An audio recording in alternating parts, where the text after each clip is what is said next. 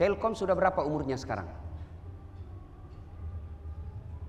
Berapa Pak? 74 Pak. 74. Mestinya lebih hebat. 74. Nabi 23 tahun. Telkom uangnya banyak.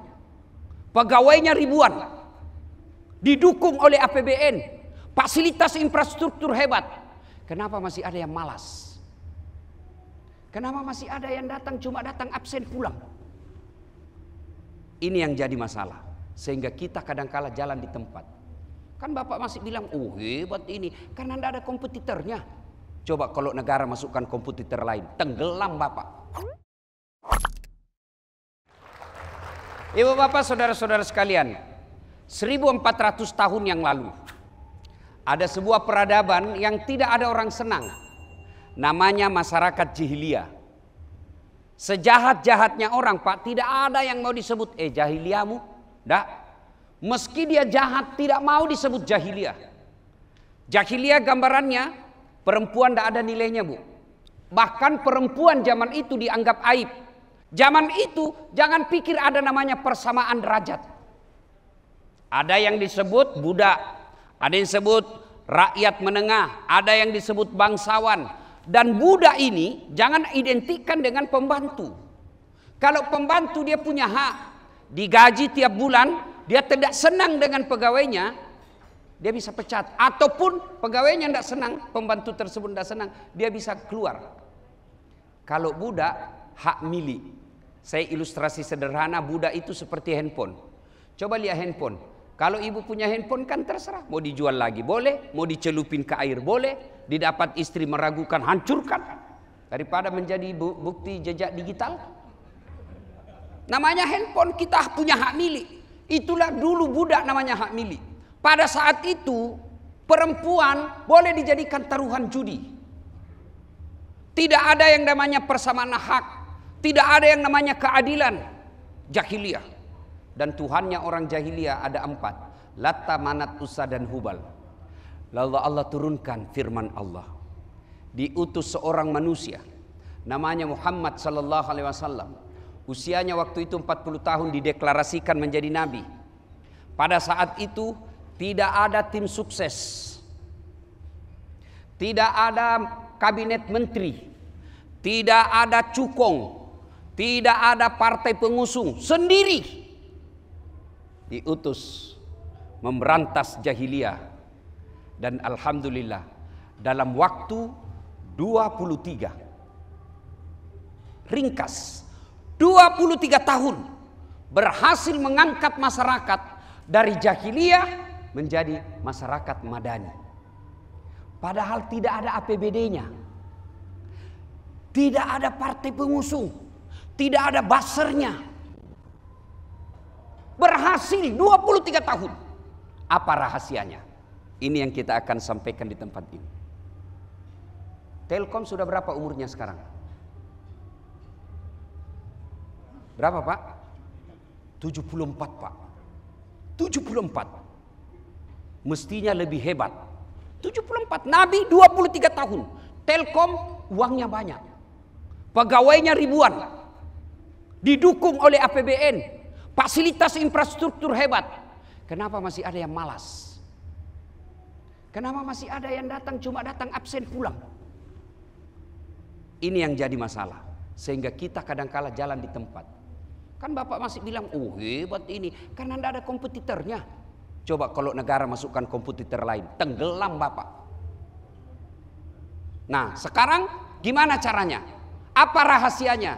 Pertama, ketika Allah ingin memperbaiki masyarakat jahiliyah waktu itu, apa yang pertama Allah turunkan? Iqra.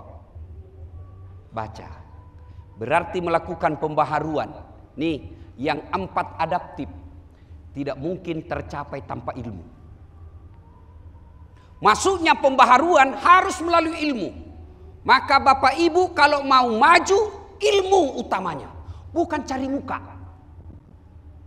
Yang banyak rusak perusahaan cari muka sama dirut, cari muka sama menteri, cari muka sama tim sukses, akhirnya dapat jabatan tidak ada otaknya. Menghadapi masalah goyang. Kenapa? Tidak ada solusi dalam otaknya. Gagal sama Dirut, dia datang ke istrinya Dirut. Istrinya Dirut lebih berkuasa. Istri menteri lebih berkuasa. Istri kita lebih berkuasa. Akhirnya apa? Ayolah. Kalau masih banyak insan-insan pencari muka di perusahaan kita, tunggu perusahaan ini bakal gulung tikar. Kalaupun tidak gulung tikar, dia akan jalan di tempat sementara orang sudah laju. Karena tentara itu orang cari muka, Pak. Di depan manusia kayak tidak punya harga diri. Yuk Pak, Pak. Wah, Pak. Santai saja bos, manusia gini bisa pensiun. Lebih baik Bapak belajar. Itu Allah turunkan pertama, Iqra, baca. Maka dalam dunia perusahaan kita, baca saingan kita, baca apa tantangan perusahaan kita, baca perkembangan dunia telekomunikasi, itu baca. Dengan catatan yang kedua, Iqra pertama, yang kedua Bismi rabbikal ladzi khalaq. Kalau Bapak niatnya atas nama Tuhanmu, kamu belajar apa saja atas nama Tuhanmu, bukan cuma perusahaanmu maju, tapi janji Allah berikutnya, yarfa'illahu alladhina amanu minkum walladzina utul ilma darajat. Ku angkat derajatmu, derajat dunia, derajat akhirat. Ini faktor kedua, bahasa sederhananya, luruskan niat dalam menuntut ilmu. Luruskan niat dalam bekerja. Kalau Bapak niatnya bekerja hanya cari muka sama pimpinan, Bapak bekerja hanya cari struktur organisasi kita mau naik, Bapak bekerja, Ibu bekerja hanya karena gelar status sosial, Allah kasih tuh kau status sosial, Allah kasih, Allah. Tapi Allah tidak kasih kau pahala. 30 tahun kerja di perusahaan ini, Bapak dapat itu apresiasi dari perusahaan. Kenaikan pangkat secara berkala, bonus tahunan, apresiasi sosial, apa Bapak dapat. Tapi begitu di akhirat kelak, ya Allah, mana pahalaku 30 tahun mengabdi ke negaraku? Kata Allah, kamu bekerja dulu bukan lillahi ta'ala, tapi kamu kasih senang bosmu. Sudah bosmu lah itu kau cari, itu sekarang bosmu. Masyarakat jahiliyah bekerjanya bukan lillahi ta'ala, tapi kehidupan dunia semata. Dia kejar dunia saja. Orang yang kejar dunianya saja, hakul yakin Bapak setuju atau tidak, kejar dunia saja, capek, lelah, kecewa, sakit hati. Bapak kerja 30 tahun, 29 tahun bagus pekerjaan. Di usia 30 tahun bekerja, Bapak ada masalah dengan keluarga. Akhirnya yang tadinya diserahi amanah perusahaan, gagal kita bekerja. Perusahaan cuma menghargai yang 1 tahun itu. Dia lupa 29 tahun Bapak mengabdi. Maka begitu terjadi pada diri Bapak, capek, lelah, sakit hati, kecewa. Tapi orang yang bekerja lillahi ta'ala, ada bosnya atau tidak, ada CCTV atau tidak, dia bekerja dengan baik. Karena ikrarnya seorang Islam, inna sholati wa nusuki wa mahyaya wa mamati lillahi rabbil alamin. Segalanya saya serahkan kepada Allah. Kamu goblok, masa 9, kita kan kadang-kala di kantor 10 disuruh kerja Pak, 8 yang betul, 2 yang salah. Tapi apa kata bos kita? Goblok memang kamu. Saya sudah sekolahkan, saya sudah kasih kamu studi banding ke luar negeri. Ini masa tidak bisa kau kerjakan. Padahal 8 yang benar, 2 yang salah, yang 2 dipersoalkan. Dalam Islam tidak begitu. Menghargai, yang 8 tetap kita hargai, yang 2 salah tetap kita evaluasi, tapi tidak berarti melupakan yang 8 benar. Tapi kalau orang yang beriman bekerja, dia tidak mencari penghargaan dari pimpinannya, tapi dia cari penghargaan dari Allah.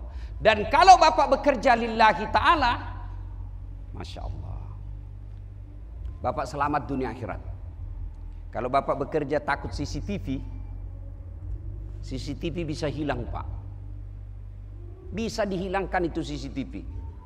Tapi kalau CCTV waskat, pengawasan malaikat, Bapak pasti bekerja enak. Kenapa? Bapak tidak ragu karena Allah menjadi saksi Bapak. Itulah sebabnya orang Islam setiap sholat 5 waktu Bapak baca itu, inna sholati wa nusuki wa mahyaya wa mamati lillahi rabbil alamin. Kalau saya tidak hilaf, tahun lalu setelah kita bahas ini, Bapak kalau mau keluar rumah baca dulu ini, Duduk lu di kursi, hadap kiblat, lalu baca doa itu.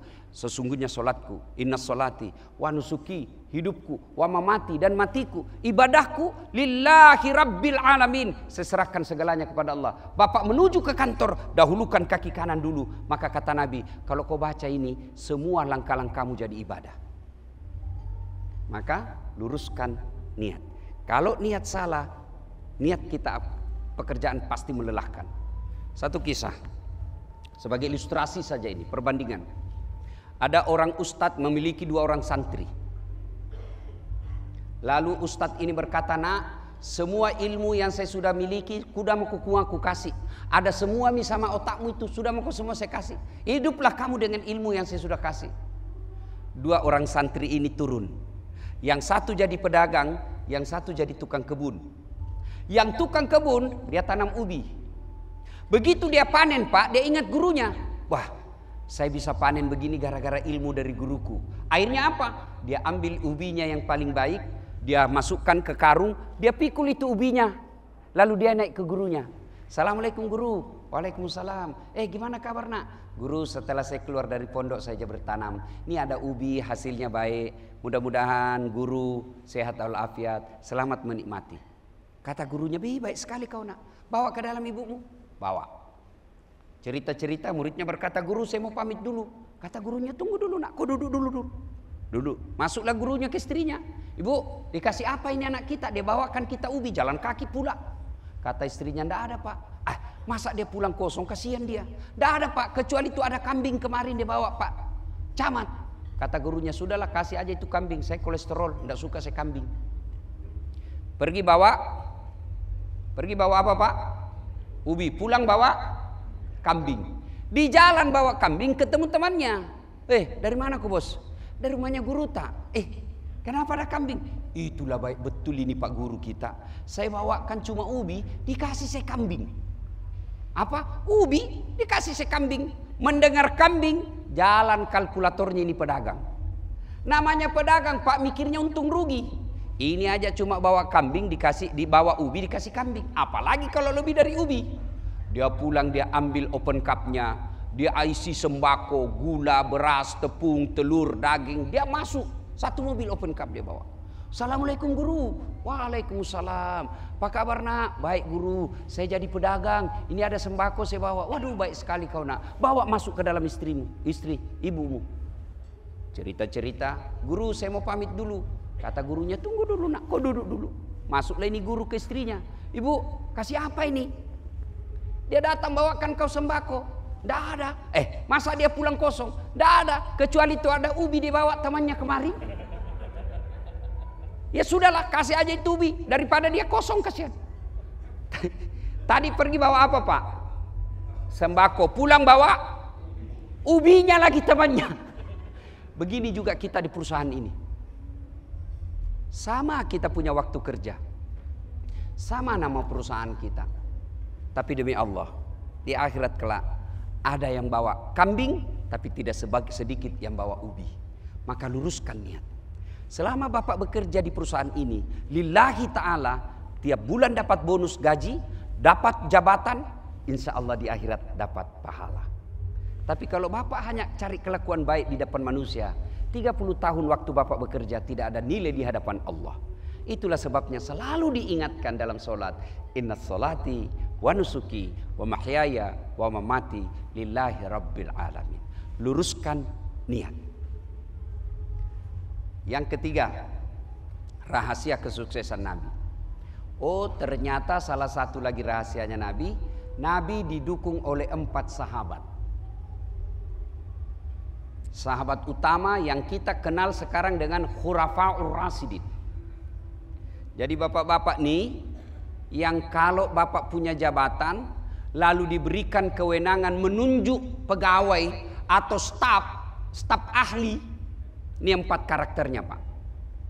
Kalau bapak cari teman yang bisa memajukan perusahaan, ini 4 karakternya. Nabi didampingi 4 manusia dan punya karakter yang berbeda-beda. 1, Abu Bakar Siddiq. Apa kepribadian Abu Bakar Siddiq? Arif dan bijaksana. Maka bapak meskipun muda sudah jadi direktur, muda sudah jadi kepala cabang, muda sudah jadi eksekutif. Ya sudahlah, Bapak cari senior yang pensiun, yang bisa menjadikan kita mengambil kebijakan, pertimbangan kearifan pengalamannya. Itu cari itu. Seperti Umar bin Khattab, Abu Bakar Siddiq, maaf, arif dan bijaksana. Abu Bakar Siddiq. Yang kedua, Umar bin Khattab. Apa kepribadian Umar bin Khattab? Nabi memberi gelar pribadinya Umar Al-Faruq. Apa itu Al-Faruq? Tegas, tidak ada kompromi. Salah, salah, batil, batil, benar, benar, meskipun saudara. Itulah Umar bin Khattab. Umar bin Khattab suatu ketika lagi rahasia. Cuma bedanya kalau sekarang belusukan, pencitraan Pak. Sudah ada wartawan menunggu, ada tim hore. Kalau Umar belusukannya tidak ada teman kecuali dengan ajudannya namanya Aslam. Dia datang, dia lihat, kenapa ini di lapangan rumput pemeliharaan onta ada satu onta gendut, gemuk sendiri dia. Panggil penanggung jawab lapangan pemeliharaan. Ya Fulan, siapa punya unta itu? Abdullah. Abdullah siapa? Abdullah bin Umar. Anakku. Iya. Panggil. Abdullah, kamu punya itu? Iya. Sekarang jual. Berapa modalmu waktu kau beli? Selebihnya kembalikan, masukkan kas negara. Kata Abdullah, saya urus dengan baik. Saya tidak menghalalkan segala cara. Cocok nih. Kau pelihara di sini pasti kau dikasih fasilitas khusus sehingga gendut sendiri. Kenapa? Karena kau dibilang anaknya presiden. Ambil modalmu, jual, balikkan, masukkan kas negara lebihnya. Abdullah bin Umar. Kalau perusahaan ini begini pemimpinnya Pak, aman ini perusahaan, laju Pak. Cuma kan kadang-kala ada orang jadi bos, bukan cuma anaknya Pak, istrinya ikut ambil usaha. Bukan cuma itu Pak, temannya juga. Bukan cuma itu, sepupunya juga. Kalau ini terjadi, maka biasanya yang terjadi adalah perusahaan akan dijadikan sapi perah. Boleh kau lolos di negaramu, boleh kau lolos dari permainan hukum, bisa kamu lolos dari dunia. Hakul yakin, kamu tidak bisa lolos di hadapan akhirat. Meskipun ketika kau mati, datang karena kau dianggap berjasa dalam negara, ada tembakan salvo 17 kali. Dung, dung, kau kira malaikat mundur. Tuh, maka tegaslah itu Umar bin Khattab. Yang ketiga, pribadi siapa? Utsman bin Affan. Siapa Utsman bin Affan? Pengusaha yang dermawan. Bukan pengusaha yang serakah. Saya yakin bapak-bapak yang menjadi leader, penentu di perusahaan ini banyak temannya. Saya sangat yakin. Bahkan belum mendarat di bandara, teman sudah siap Pak. Cuma kadangkala teman ini Pak menganggap kita madu. Menganggap kita gula. Yang dia bisa cicipi apa di situ. Pengusaha begitu Pak. Yang saya selalu istilahkan broker. Pernah dengar cerita broker di akhirat? Pernah Pak? Jadi di depan pintu surga, ketika penghuni surga sudah mau masuk, tiba-tiba kunci surga macet. Macet kunci surga, tidak bisa terbuka. Kata malaikat, adakah yang bisa memperbaikinya? Oh, tiba-tiba ada yang angkat tangan. Saya bisa perbaiki, kecil itu, perkara gampang. Siapa kamu? Ajinomoto, orang Jepang. Saya bisa perbaiki, cuma perlu modal. Kata malaikat, berapa kau minta? 3 juta. Untuk apa 3 juta? 2 juta pergantian spare part, 1 juta biaya kerja. Oh, baik. Tiba-tiba orang kedua angkat tangan, namanya George, orang Amerika. Saya bisa lebih baik dari ini, cuma saya butuh biaya. Kata malaikat, berapa kamu minta? Saya minta 5 juta. Kaget, lebih besar. Untuk apa 5 juta? 2 juta riset, mau ditahu apa penyebab kerusakannya. 2 juta pergantian spare part, 1 juta biaya kerja. Tiba-tiba maju orang ketiga Pak, orang Indonesia. Saya bisa. Siapa kamu? Broker. Berapa kamu minta? Kecil ini Jepang sama Amerika. Kecil, saya bisa lebih hebat. Berapa kamu minta memang? Dia bilang, saya minta 15 juta. Wih, kenapa mahal sekali? Itu apa 15 juta? Dia dekati malaikat. Lalu dia bisik, malaikat, jangan ku ribut. 5 juta untuk kamu, 5 juta untuk saya, 5 juta kasih orang Jepang kerja. Allahu Akbar. Tidak ada kerjanya Pak, dia untuk 5 juta. Ini yang banyak rusak perusahaan kita. Kalau begini berkeliaran di perusahaan kita, hancur perusahaan Pak. Dan Bapak bisa main. Bapak bisa lolos di dunia karena bisa mengatur. Tapi demi Allah, berapa lama Bapak bisa hidup? Berapa lama Bapak bisa hidup? Nih, bos-bos kita yang ada di depan, pasti ada akhirnya. Kalau tidak ajal, akhirnya yang pasti pensiun. Ini bapak-bapak makin senior kan makin dekat pensiun. Ayo, ada yang bisa lawan itu pensiun? Enggak Pak. Kalau begitu aktif Bapak menghalalkan segala cara, menjadi broker di perusahaan itu, lolos hukum. Tapi begitu pensiun, kena stroke. Makan pakai sonde di hidung, kencing pakai kateter, bengkok muka. Istri 35 tahun, bapak 60, tidak bisa lagi bicara Pak. Tidak ada anakmu di rumah, istrimu bawa mantan kuliahnya. Kau lihatlah di depannya pegang-pegang tangan kau gitu. Hati-hati, itu hukuman dunia dan itu banyak terjadi. Maka cari pengusaha, cari teman pengusaha bukan yang serakah, tapi yang seperti Utsman bin Affan, dermawan. Bapak kalau ke tanah suci di Madinah, Bapak keluar dari pintu utama, lurus, yang dulu ada jam, sekarang sudah dibuka, dibongkar itu jam. Bapak lurus lagi, ada kafe-kafe itu, sekitar ada 10 kafe di situ, kafe-kafe di tengah jalan. Bapak terus ujung, belok kiri, itu ada hotel namanya Wakaf Utsman bin Affan. 1400 tahun yang lalu, masih ada sampai sekarang. Dermawan, pengusaha yang dermawan, ini yang bisa menghidupkan perusahaan kita. Tapi insan-insan yang serakah dan pelit, itu yang merusak perusahaan. Ibu-ibu, ini ada saya lihat ibu-ibu. Ibu-ibu, mau tolak bala?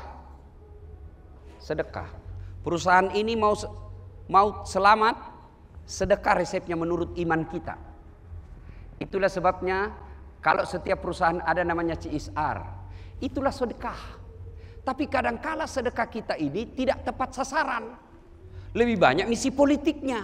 Akhirnya apa? Habis CSR kita tapi tidak dapat berkah. Ibu-ibu, bapak-bapak, kalau bapak mau eksis di dunia ini, sedekah.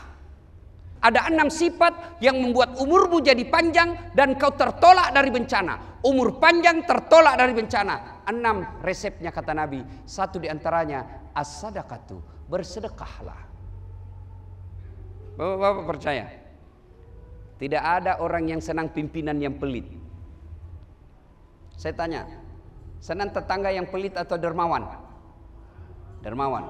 Senang pimpinan yang pelit atau dermawan? Senang teman yang pelit atau dermawan? Dermawan. Tidak ada orang suka orang pelit. Bahkan orang pelit sekalipun tidak suka sama orang pelit. Itu jeleknya itu pelit Pak. Tidak usah kau ke rumahnya pelit. Padahal dia juga pelit. Itu jeleknya pelit. Maka kalau mau perusahaan ini baik, CSR-nya sedekahkan di tempat-tempat yang betul-betul tetap tepat sasaran. Dan itu yang paling efektif adalah mencerdaskan kehidupan bangsa. Sekolahkan anak-anak karyawan kita. Sekolahkan orang-orang yang ada di seputar perusahaan kita. Karena kalau cuma dikasih 1 juta Pak, dia belikan pulsa. Tidak memutus rantai kemiskinannya. Tapi kalau pegawai kita, ada pensiunan kita, dia ada anaknya yang sekolah, ada anaknya yang ngambil S3, lalu perusahaan sekolahkan dia, itu tepat sasaran. Pegawai kita mau meningkatkan kualitasnya, disekolahkan, boleh. Bahkan zakat sekalipun ada disebut zakat produktif. Itulah zakat produktif, kita buat dia sekolah. Ibu-ibu, kalau ada suami yang mulai lain-lain pikirannya, ibu tidak usah periksa handphonenya. Kalau suami ibu mulai mencurigakan, ciri-cirinya selama ini tidak pernah pakai parfum. Masya Allah, tidak mau keluar kalau tidak pakai parfum. Sudah patut dicurigai. Selama ini tidak setrika baju pun oke. Ini baju dalamnya pun mau disetrika. Sangat mencurigakan. Yang paling mencurigakan, terima WhatsApp dalam kamar mandi. Sudahlah itu, pasti mencurigakan betul. Tidak usah curhat di medsos. Tak kusangka kau begitu. Andai ku tahu begini tidak kuterima lamaranmu. Apalagi sudah ada anakmu. Lalu bagaimana? Tolak bala dengan sedekah. Bagaimana aplikasinya Ustaz, prakteknya? Ibu bangun sholat hajat namanya. 2 rakaat. Saya tidak niat tahu salinya Ustaz. Tidak harus bahasa Arab. Boleh pakai bahasa Indonesia. Saya niat sholat hajat 2 rakaat sunnah, hukumnya bagi saya lillahi ta'ala. Allahu Akbar. Itu pun susah. Ya sudah ibu menghadap kiblat, berdiri tegak, bilang saja Tuhan sholat hajat. Allahu Akbar. Boleh. 2 rakaat berikutnya ulang lagi. Tuhan masih seperti yang tadi. Allahu Akbar. Jangan ketawa, saya serius ini. Sudah. Nah, kapan berdoanya? Di saat sujud terakhir. Ya Allah, Zat yang maha melindungi. Ya Allah, Zat yang maha menjaga. Lindungilah dan jagalah suami saya. Jangan sampai dia terhilap, tergoda perempuan jahat. Saya tidak bisa menjaganya, tapi Engkaulah yang maha menjaga. Ya Allah, jaga dan pelihara suamiku dari perempuan jahat. Ini ada duitku 5 juta. Besok saya bawa ke panti asuhan. Mudah-mudahan 5 juta ini tolak bala istriku, suamiku terhindar dari perempuan jahat. Ibu coba amalkan. Coba amalkan. Yang jadi masalah kalau suaminya juga bangun sholat tengah malam. Dia sudah tahu juga ini ilmunya. Ya Allah, capek sudah saya lihat istri saya. Marah-marah aja kerjanya ya Allah. Ada uang tidak ada duit, malah saja. Terlambat atau cepat sama aja. Ya Allah, capek saya sudah hadapi istri saya. Ini ada duitku 5 juta ya Allah. Saya tolak bala ke panti asuhan. Mudah-mudahan 5 juta ini istriku ikhlas saya kawin lagi. Wah, bingung malaikat. Yang mana ini dikabulkan? Ibu bapak, ibu-ibu, bapak-bapak, ya, ini yang banyak-banyak emasnya. Kalau ibu meninggal, siapa yang pakai itu emasnya, Bu? Siapa yang pakai? Bapak-bapak nih. Emas-emas kita kalau bapak-bapak wafat, siapa yang pakai? Ibu-ibu wafat, siapa yang pakai? Anak? Bukan. Istri kedua. Pasti kawin lagi suamimu. Dia coba, dia buka lah itu. Ini cincin kawin saya dulu. Dia lepas. Dia ambil gelang ini dulu pernikahan saya beli di Singapura. Dia lepas. Dia lepas pula kalungnya. Ini dulu usia pernikahan saya yang ke-20. Dia lepas. Belum 1 bulan, 1 tahun, ketemu janda muda. Dia kasihlah itu cincinnya. Dek, kau pakailah ini cincin semua. Sudah mati yang punya. Mas, bukan lagi wafat Pak, mati. Daripada dia pakai istri kedua atau suami kedua Pak, lebih baik Bapak sedekah sekarang. Dia dengar istri saya ini ceramah. Ya Ustaz, saya dengar itu ceramahmu di YouTube, kalau meninggal kawin lagi. Jadi kalau saya duluan meninggal kamu kawin lagi. Saya bilang, kau sini sayang. Saya peluk-peluklah dia. Baru saya bilang, dengar baik-baik ya. Jangankan kau meninggal, masih hidup saja saya selalu berpikir kawin lagi. Apalagi kalau kau sudah mati. Sedekahlah. Nah, sedekah ini secara pribadi Bapak keluarkan. Tolak bala. Di kantor Bapak lihat ada orang yang tidak senang. Dia berupaya mengagalkan Bapak. Dia berupaya menghina, memfitnah Bapak. Tidak usah kiri kanan. Bapak bangun sholat hajat. Lalu doa supaya cepat makbul. Sedekah. Secara perusahaan, keluarkanlah keuntungan untuk berbagi. Insya Allah kalau ini Allah tolak bala. Allah yang hindarkan kita dari musuh-musuh perusahaan atau musuh kita secara pribadi. Bersedekah. Inilah Utsman bin Affan. Yang keempat, sahabat Nabi Ali bin Abi Thalib. Apa karakternya Ali bin Abi Thalib? Mudah, cerdas, berani. Tidak ada gunanya cerdas, tidak ada gunanya dia masih muda kalau dia penakut. Orang kalau cerdas karena benar, berani karena benar, ini yang biasa membuat orang memperhitungkan perusahaan kita. Tapi kalau di dalamnya orang cerdas saja tapi penakut, takut disingkirkan, takut dimutasi, takut ini, biasanya perusahaan itu hanya bisa jalan di tempat. Cerdas, muda, dan berani. Ali bin Abi Thalib. Ini resep ketiga Rasulullah. Pertama, Allah angkat derajat dengan ilmu. Kemudian bekerja lillahi ta'ala, luruskan niat. Dan yang ketiga, carilah staf-staf perusahaan kita yang memiliki 4 karakter ini. Dan yang keempat, jangan lupa semua perusahaan pasti ada masalahnya. Jangankan sebagai perusahaan besar, pribadi-pribadi saja pasti ada masalah. Mana ada manusia tidak ada masalahnya? Nabi setelah menjadi sukses menjadikan Makkah Madinah, Makkah ditaklukkan, pembebasan namanya Fathul Makkah. Madinah kemudian dibebaskan, kemudian menjadi Madinah yang tadinya Yastrib. Apa tidak ada masalahnya Nabi? Penuh masalah. Perusahaan kita pasti banyak masalah. Secara perusahaan, apapun, pribadi pun. Nih, bapak-bapak yang ada di depan saya ini. Apa bapak pikir tidak ada masalah? Di otaknya ini banyak masalah semua Pak. Muka-muka penuh masalah. Iya toh? Dalam rumah tangga pasti ada masalah. Contoh, bapak pikir kalau istri cantik bukan masalah? Istri cantik masalah Pak. Digoda orang. Apalagi kalau suaminya jelek. Itu lebih masalah. Berarti bagus kalau jelek istri Ustaz. Jelek istri dihina orang Pak. Kita lagi yang jadi masalah. Tak. Malu jalan sama dia. Mau pergi pengantin duluan aja dek. Nanti ketemu di gedung. Sampai di gedung istrinya dia bilang, mana kau bang? Nggak jadi dek, saya lagi mencret. Istri cantik masalah, istri jelek masalah. Bapak dulu apa masalahnya Pak? Waktu SMA atau waktu sarjana? Mau kerja kan? Sudah kerja selesai masalah Pak? Enggak. Mau jadi kepala cabang? Sudah jadi kepala cabang selesai masalahnya Pak? Enggak. Mau naik lagi? Apakah namanya itu? Direksi atau apalah? Sudah jadi direksi atau komisaris selesai masalah Pak? Tidak. Apa masalahnya Pak? Pensiun. Sudah pensiun selesai masalahnya Pak? Tidak. Diketangkap KPK. Tidak ada orang tidak ada masalahnya. Coba lihat dalam dunia birokrasi kita. Tamat SMA, mau jadi pegawai. Jadilah dia pegawai. Sudah jadi pegawai, mau jadi kepala bagian. Sudah jadi kepala bagian, mau jadi kepala dinas. Sudah kepala dinas, mau jadi sekda. Sudah jadi sekda, mau jadi bupati. Sudah jadi bupati, mau 2 periode. Sudah 2 periode, selesai masalahnya, mau jadi gubernur. Sudah jadi gubernur, selesai masalahnya, ditangkap KPK. Semua orang punya masalah Pak. Tidak ada orang tidak ada masalah. Nabi, kurang apa namanya Allah dengan Nabi? Dekatnya Allah dengan Nabi.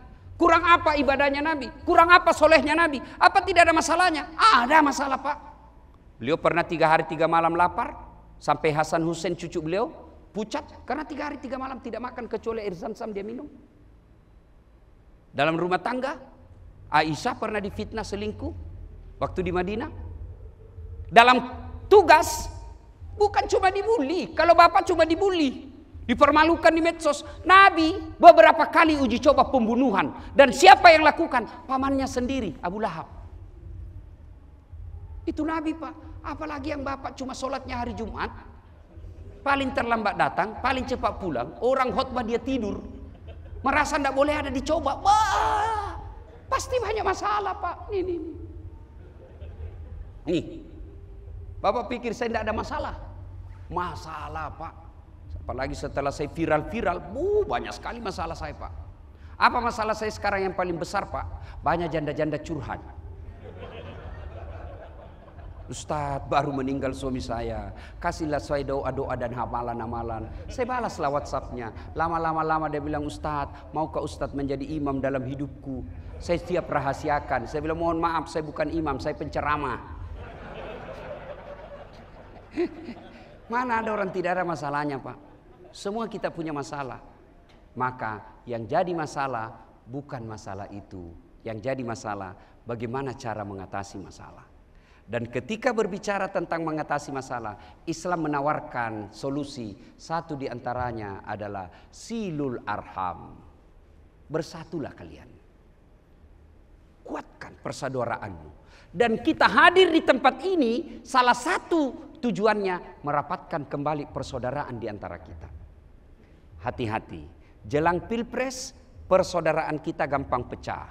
Jangankan jelang, selesai pilpres saja masih berpecah belah. Itu buktinya Cebong kampret sampai sekarang belum akur. Cebong nyerang kampret, kampret nyerang Cebong. Padahal Jokowi sama Prabowo sudah akur. Jangan memecah belah. Silahkan berbeda pilihan, silahkan berbeda calon, tapi jangan saling menghina, apalagi memutuskan tali persaudaraan. Di perusahaan kita ini pegang itu janji Allah. Wa'tasimu bihablillahi jami'an wa la tafarraqu. Berpegang teguhlah engkau kepada tali persaudaraan agama Allah dan janganlah engkau bercerai-berai. Perusahaan kita ini ibaratkan, ilustrasikan seperti teman, badan. Nabi katakan umatku itu seperti badan ini persatuannya. Coba lihat badan kita, Pak. Kompak luar biasa. Tangan kanan gatal tanpa disuruh kiri yang garuk. Tangan kiri yang gatal tanpa diundang kanan yang garuk. Gatal dua-duanya, kerjasama, Pak. Coba lihat anak muda kalau jalan malam-malam. Malam-malam jalan, padam lampu, tahan tuh kakinya. Kaki tahan tuh, seluruh tubuh ikut merasakan. Pertama bereaksi mulut, aduh. Bereaksi berikutnya mata mencari, waduh. Reaksi berikutnya tangan, mana. Reaksi berikutnya mulut meniup, Padahal kaki yang sakit, seluruh tubuh ikut berpartisipasi. Tidak ada orang tahan tuh kakinya, rasa kamu, pergi kamu merasa masih mau jalan. Begitu mestinya kita di perusahaan ini. Ada yang teror kita punya manajer, itu kita masalah sama-sama. Ada yang menghina pegawai kita bantu sama-sama. Itu yang disebut wa'tasimu bihablillahi jami'a. Berjamaahlah kalian, bersatu. Allahu Akbar. Dengan bersatu akan muncul kekuatan. Dengan kekuatan kita bisa berbuat. Tapi kapan kita bercerai-berai, apa yang bisa dilakukan? Coba lihat, Pak. Islam mengajarkan namanya persatuan. Salat jamaah. Bapak kan paling sering lihat salat jamaah. Bagaimanapun bahasa Bapak, tidak boleh pakai bahasa masing-masing dalam salat. Bagaimana kacaunya salat jamaah kalau kita pakai bahasa masing-masing. Yang jadi imam keturunan Arab, dia takbir pakai bahasa Arab. Allahu Akbar. Makmum saudara kita dari Padang, dia takbir pakai bahasa Padang. Kemudian makmum kita datang orang Bugis, dia takbir pakai bahasa Bugis. Pungallahu ta'ala Malopo. Datang juga orang Makassar, dia takbir pakai bahasa Makassar. Karengalla ta'ala Lompoa. Datang orang Banjar, dia takbir pakai bahasa Banjar. Allah ganal bujur. Terakhir anak gaul dari Jakarta, dia takbir pakai bahasa gaul Jakarta. Allah gede banget gitu loh. Coba kacau.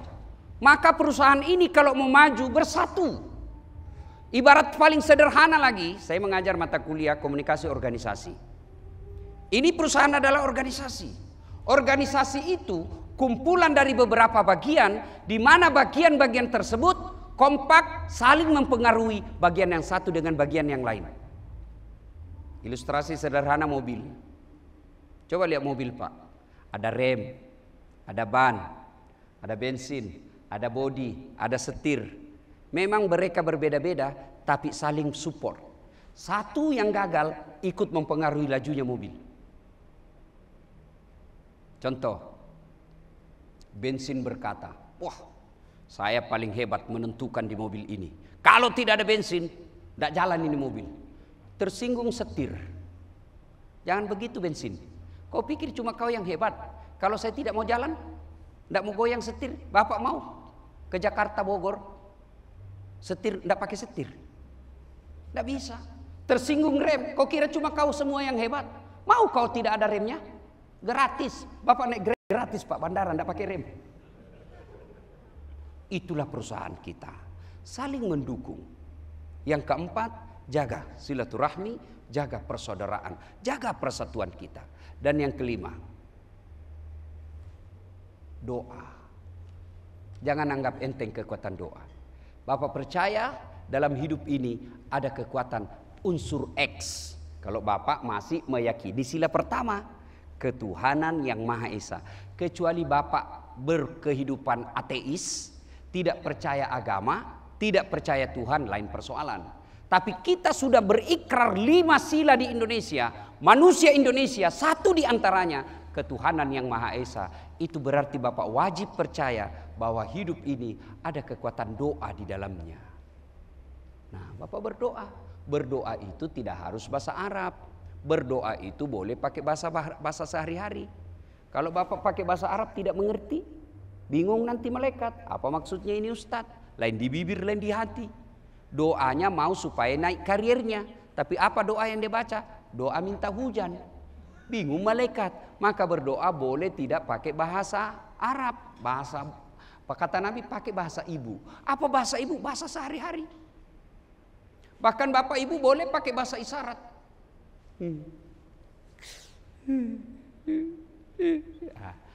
Baru kawin lagi suaminya. Boleh pakai. Boleh, silakan. Nah, saya sudah berdoa Ustaz. Kok belum dikasih apa yang saya mau? Berapa lama Bapak berdoa? Nabi Adam berdoa supaya dipertemukan Siti Hawa. Berapa tahun baru Allah kabulkan Pak? 200 tahun. Nabi Zakaria minta diberi keturunan anak. Usia 21 tahun mulai berdoa. Kapan Allah kabulkan doanya? Pada saat Nabi Zakaria usianya 80 tahun. Nabi Musa minta, ya Allah hindarkanlah kami Bani Israel dari Fir'aun. Berapa lama baru Allah kabulkan? Lebih 60 tahun. Nabi Muhammad SAW minta supaya kiblat tadi di Mekah pindah ke Palestina. Nabi berdoa pindahkan kembali ke Ka'bah. Berapa lama baru Allah kabulkan? 17 bulan. Itu Nabi dan Rasul perlu ratusan tahun baru Allah kabulkan doanya. Kita berdoa pagi, mau dikasih besok. Padahal Bapak tukang tipu. Istri aja kita tipu. Saya bukan tukang tipu Ustaz. Kenapa Allah tidak kabulkan doaku? Saya mau manajer, kok tidak malah jauh menjadi staf ahli? Ahli yang tidak ada stafnya. Baik sangka. Berarti yang Bapak minta tidak baik buat Bapak. Ya Allah, mudah-mudahan saya jadi manajer di Indonesia Timur. Malah keluar SK non job. Sangka baik. Allah tahu mana yang terbaik buat Bapak. 2014 saya ikut Pilwali Makassar. Kalah? Tidak. 10 pasang calon Pak. Kalah? Tidak. Cuma yang menang lebih banyak suaranya. Saya belum tentu kalah. Itulah yang disebut sangka baik. Tamat SMA, saya daftar tentara. Lulus? Tidak. Gagal. Kenapa? Karena ceper. Tidak cukup tinggiku. Saya protes kepada Allah, ya Allah kenapa kau tidak kasih lulus saya? Nah, kau tidak rugi jadi Tuhan kalau saya jadi tentara. Temanku Pak yang lulus, ada yang selalu saya ingat itu Pak, dia sekarang 2 bunga, AKBP di polisi, reserse dia Pak, pakai baret merah. Saya Allah takdirkan lulus jadi ustadz, pakai baret putih. Tapi alhamdulillah dengan baret putih yang saya pakai ini, mulai baret hitam sampai baret merah, kucara maiko semua. Allah kasih yang terbaik. Gagal saya akabri, saya daftar fakultas kedokteran. Sampai 3 kali saya ikut SNMPTN waktu itu Pak. Tidak lulus. Teman saya lulus. Sekarang yang dokter itu tugas di Kepulauan Aru. Sebelum Covid mau lebaran saya telepon, dok kau pulang lebaran? Enggak. Rugi-rugimu itu jauh-jauh cari nafkah, enggak lebaran sama orang tuamu. Mahal tiket Ustaz. Waktu itu mahal-mahalnya tiket kan. Saya bilang dalam hati, alhamdulillah. Untung saya tidak jadi dokter. Tidak pernah pusing saya soal tiket Pak. Kemana-mana gratis tiket saya Pak. Dan bisnis kelas. Siapa yang bayar? Yang undang. Allah kasih yang terbaik. Kalau Bapak sudah mengabdi perusahaan ini, bekerja dengan baik, berdoa dengan baik, Allah tidak kasih apa yang Bapak mau. Ada hal negatif yang Bapak minta, Allah sayang Bapak tidak dikasih. Kalau orang bekerja harus sesuai maunya, Hidup ini tahun begini saya mau begini, tahun begini saya mau begini. Kalau Bapak mau hidup sesuai program hidupnya Bapak, apa gunanya Tuhan di dunia? Kau parkir dulu jadi staf ahli 2 bulan. Supaya apa? Ada yang mau ganggu kamu di sini. Kalau kau ada di sini 2 bulan itu, kacau hidupmu. Saya pindahkan kau di sini dulu, nanti selesai masalah baru saya kasih terjun lagi kamu. Sangka baik. Jangan pernah bersangka buruk dalam hidup ini. Tidak ada baiknya itu sangka buruk. Begitu juga dalam perusahaan Pak. Kalau orang banyak di dalam perusahaan orang sangka buruk, pasti perusahaannya tidak bagus. Ini cerita. Ada orang sudah 6 tahun suami istri tidak punya anak. Tiba-tiba di tahun ke-6 dia ke dokter spesialis kandungan. Periksa. Kata Pak dokter, kata ibu dokter, alhamdulillah ibu sudah terlambat 2 bulan. Senang dia Pak. Dia telepon suaminya, bang, saya sudah terlambat 2 bulan. Tapi jangan cerita-cerita ya. Ini rahasia berdua. Jangan sampai tidak jadi. Malu lagi saya. Baik, rahasia berdua. Beberapa hari kemudian datang petugas PLN. Assalamualaikum. Waalaikumsalam. Siapa ya? PLN. Kenapa? Ibu terlambat 2 bulan. Mulai curiga. Kenapa dia bisa tahu saya terlambat 2 bulan? Dia mulai sangka buruk sama suaminya. Pasti ini lagi yang cerita ini. Datang suaminya capek, baru datang, assalamualaikum sayang. Apa sayang? Kau memang pembohong. Apalagi sayang, kau pembohong. Kenapa? Kenapa itu PLN tahu saya terlambat 2 bulan? Pasti kau yang cerita. Enggak, bukan saya. Suaminya marah juga. Dia datang juga ke PLN. Ada apa kau tahu istriku terlambat 2 bulan? Urusan muka itu? Bukan. Kenapa kau tahu? Ada catatannya Pak. Untuk apa kau catat-catat? Ini Pak, kewajiban perusahaan Pak. Catat. Hapus itu. Boleh hapus Pak, tapi harus Bapak bayar dulu. Kalau saya tidak mau bayar, ya terpaksa punyanya Bapak diputus. Kalau punya aku diputus, istriku pakai apa di rumah? Ya terpaksa pakai lilin Pak. Inilah sangka buruk. Maka di perusahaan kita ini, jangan ada sangka buruk. Sangka baik. Orang yang selalu bersangka baik, insya Allah hatinya tenang, kerjanya baik, dan insya Allah Allah bahagiakan dunia sampai akhirat. Ibu bapak saudara-saudara sekalian, inilah tausiah kita pada taklim kita kali ini. Mudah-mudahan ada manfaat. Dan pada akhirnya Allah mencintai orang-orang yang hadir di majelis seperti ini. Kalaupun bapak tidak amalkan dalam sebuah kisah, nanti setelah balik ini Allah bertanya kepada malaikat, dari mana kau malaikat? Dari pengajian di Klaro, Telkom. Siapa yang hadir di situ? Ada saat Latif ceramah. Siapa lagi? Disebutlah semua Pak. Lalu mereka berkata, malaikat ini berkata, hadir ini. Allah bertanya, apa mereka mau? Mereka ingin mendapat ridhamu, mereka ingin mendapat ampunanmu, mereka ingin mendapat surgamu, mereka ingin mendapat hindari dari neraka. Lalu Allah bertanya, mereka sudah lihat surga? Tidak. Mereka sudah pernah lihat neraka? Tidak. Mereka sudah pernah lihat saya? Tidak. Luar biasa itu orang hadir di situ. Mereka tidak pernah lihat surga tapi sudah mengharap. Bagaimana kalau dia lihat surga beneran? Mereka belum pernah lihat neraka tapi dia sudah mengharap dihindarkan dari neraka. Gimana kalau dia lihat beneran? Mereka belum pernah lihat saya tapi mereka rindu kepada aku. Luar biasa itu orang hadir di situ. Lalu Allah berkata, wahai malaikat, hapuskan seluruh dosa-dosa orang yang hadir di ruangan itu. Karena aku telah mengampuni mereka sebelum mereka pindah dari tempat duduk mereka. Inilah salah satu tujuan kenapa acara-acara seperti ini kita sebaiknya ada tausiah-tausiah seperti ini. Saya bangga Telkom, alhamdulillah sudah 2 tahun ini ngundang saya acara seperti ini diisi dengan ceramah. Biasanya diisi dengan artis. Artis itu tidak dilarang, tapi kalau dia datang menyanyi apa dia bawa alamat palsu. Kelihatan dadanya, kelihatan pahanya. Tidak juga dikasih pegang kita Pak. Pikiran kita sudah macam-macam. Dilihat dosa, tidak dilihat barang bagus. Alhamdulillah, mudah-mudahan ini ikhtiar dari perusahaan ini untuk menambah kemuliaan perusahaan dan pegawai dengan cara apa? Menghadirkan tema-tema acara keagamaan di tempat ini. Demikian, mudah-mudahan ada manfaat. Usikum wa nafsi bitaqwallah. Assalamualaikum warahmatullahi wabarakatuh.